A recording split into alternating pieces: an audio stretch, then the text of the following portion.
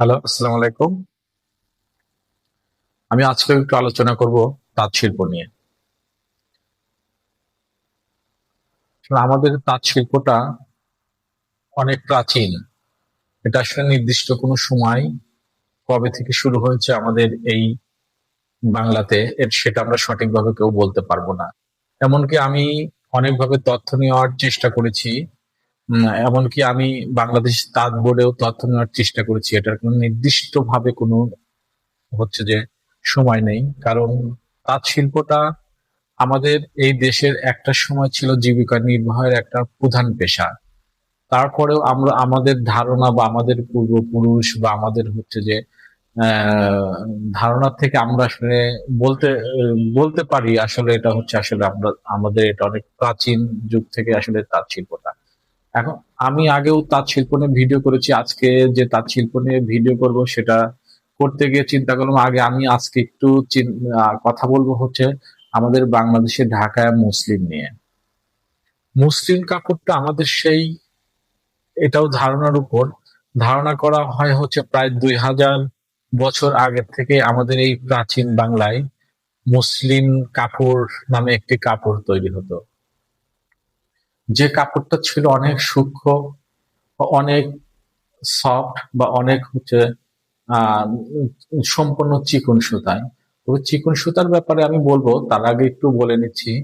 এটা হচ্ছে আমাদের সেই প্রাচীন বাংলা থেকে আমাদের এই ঢাকার ভিতর হচ্ছে যে দেখা যায় আহ, রূপগঞ্জ, তারপর হচ্ছে যে নরসিংদী, তারপর এখানে কিশোরগঞ্জের নামটাও পাওয়া যায়।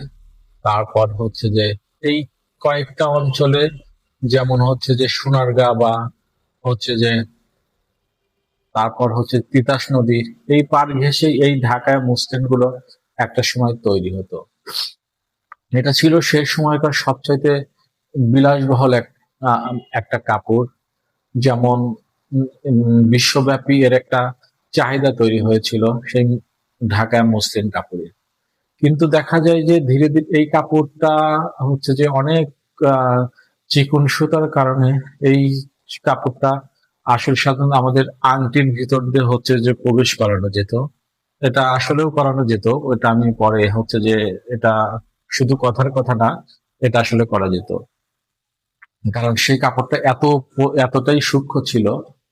তার পরবর্তী সময় দেখা যায় যে এই এই মসলিনটা আমাদের এই ব্রিটিশ শাসন আমল থেকে শুরু করে আহ তাদের ব্রিটিশ আমল থেকে শুরু করে এই মসলিন কাপড়টা আমাদের দেশের থেকে আস্তে আস্তে বিলীন হতে শুরু করে। কারণ তারা তাদের নিজেদের স্বার্থে তাদের হচ্ছে উম, স্বার্থে দেখা যায় যে সে সময় হচ্ছে যে তারা এটাকে আমাদের দেশের তাঁতিদেরকে, সে সময়কার তাঁতিদেরকে যারা খুবই সুদক্ষ ছিল এই মসলিন তৈরি করতে, বা দেখা যায় যে হচ্ছে তারা সে সময় বিভিন্ন ভাবে এটাকে এই কাপড়টা তৈরি হতে বিভিন্ন আহ কার্পাস তোলা থেকে, মানে ফুটি কার্পাস তোলা থেকে।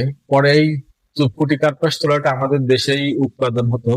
পরে এটার উৎপাদনও প্রায় বিলুপ্তি হয়ে গেছে সেই সময় থেকেই।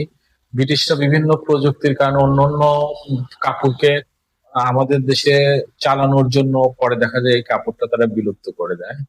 দেখুন এই মুসলিমের এই দীর্ঘ ইতিহাসের সেই প্রাচীন বাংলা থেকে শুরু করে সেই সময়কার দেখা যায় যে মুঘল সম্রাটদের আমলে এই কাপড়টা সে সময় অনেক ব্যাপকভাবে চালানো হতো। পরবর্তী আমাদের দেশে আসলে মুসলিম কাপড়টা অনেক দীর্ঘদিন যাবত আসলে আমাদের এখানে ব্যবহার হতো না, উৎপাদন ছিল না। তাঁতিরা, যারা আগের যে তাঁতিরা আমাদের এই দেশে মসলিন তৈরি করতো তারা হচ্ছে যে জানতো না।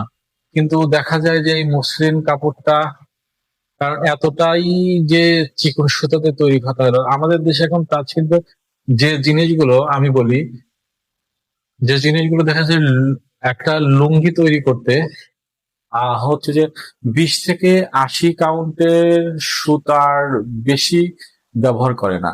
একটা জামদানি তৈরি করতে 80 বাই 80 কাউন্ট থেকে শুরু করে 250 বা 300 এর উপরে কোনো জামদানি তৈরি হয় না। কিন্তু সেই সময় দেখা যেত যে একটা মুসলিম আহ কাপড় তৈরি করতে যে সুতাটা ব্যবহার করা হতো, সেই সুতাটার কাউন্ট ছিল হচ্ছে যে আহ সেই সুতাটার কাউন্ট ছিল হচ্ছে 800 থেকে 1000। এখনো 1000, এখনো আমাদের দেশে নতুন ভাবে এই মুসলিম কাপড়টাকে জিআই স্বীকৃতি পাওয়ার পর থেকে আমাদের দেশে যে সময় আবার নতুন করে মুসলিমকে তৈরি করার জন্য বিভিন্নভাবে গবেষণা চালানো হয়েছে। তো গবেষণা চালানোর জন্য দেখা যায় আমাদের দেশে তেমন গবেষণার জন্য তেমন কোনো কাপড় পাওয়া যায় না। পরে সেই মুসলিম কাপড়টাকে বিভিন্ন লন্ডনে গিয়ে সেই কাপড়টাকে সংগ্রহ করে ওখান থেকে গবেষণা করে নতুন করে চালানো হয়েছে। তাই এই মুসলিম কাপড়ের এক একটা কাপড় তৈরি করতে সেখানে হচ্ছে বর্তমান সময় থেকে উম এখন পর্যন্ত আমি যেটা হচ্ছে যে তথ্য মতে জানতে পারি, এখানে 500, 600, 700 পর্যন্ত কাউন সুতা দিয়ে এখনো আমাদের দেশে মুসলিম তৈরি করা হচ্ছে। এটা অনেক এখন পর্যন্ত আমাদের বর্তমান পরিস্থিতি অনেক ব্যয়বহুল একটা মুসলিম এক একটা কাপড় তৈরি করতে এখনো 1 বছর করে সময় নিচ্ছে। এটা অনেক ব্যয়বহুল একটা ব্যাপার। তবু যাক, আমাদের যে হারিয়ে যাওয়া ঐতিহ্য আবার নতুন করে যে কিছুটা হলেও এই ঢাকায় মুসলিম জিআই স্বীকৃতি পাওয়ার মাধ্যমে নতুন করে আমাদের হচ্ছে দেশে আবার নতুন করে বাজার হচ্ছে, আবার উৎপাদন হচ্ছে, বা হচ্ছে কিছু সংখ্যক মানুষের কাছে বাজারে জাত হচ্ছে। এটাই হচ্ছে আমাদের হচ্ছে সবচেয়ে বড় একটা ব্যাপার। তাই তাঁত শিল্পের কথা যদি আমরা বলতে আসি, আসলে প্রথমে আমাদের এই, ঢাকা মুসলিমের কথাটা আগে আসে। কারণ আপনি দেখেন সে সময় সেই প্রায় ধারণা করা হয় 2000 বছর আগের থেকে সেই প্রাচীন বাংলাতে আমরা হচ্ছে সেই আহ, হচ্ছে মুসলিম কাপড়টা আমরা ব্যবহার বা উৎপাদন করতে অভ্যস্ত ছিল। এখন দীর্ঘদিন যাবত আমাদের দেশে ছিল না, বা সেটা না থাকার কারণে আবার আমরা সেই পুরানো ঐতিহ্যটাকে ফিরে পেতে চাচ্ছি। হয়তোবা আগের মতো ওইভাবে আমরা কারিগর ওইভাবে সুদক্ষ আর তৈরি করতে পারবো না। কিন্তু যতটুকুই পারবো ততটুকু আমাদের ঐতিহ্য ইনশাল্লাহ আমাদের ফিরে থাকবে। ইনশাল্লাহ সবাই ভালো থাকবেন। আমি আজকে তাক নিয়ে কিছু বলবো ভেবে ভাবলাম যে হচ্ছে দেখি তাহলে আমি আজকে একটু মুসলিম নিয়ে কিছু এক কথা বলি।